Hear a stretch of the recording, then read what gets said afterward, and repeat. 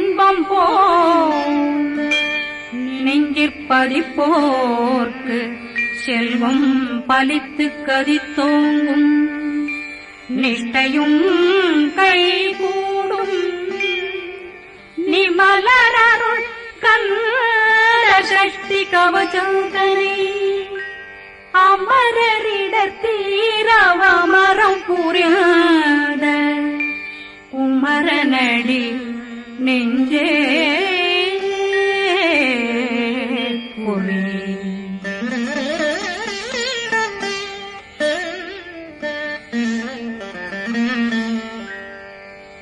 சஷ்டியை நோக்க சரவண பவனாசெட்டருப்புதவும் செங்கதிர்வேலும் பாதமிரண்டில் பண்மணி சதங்கை கீதம் பாட கிண்கிணியாட சஷ்டியை நோக்க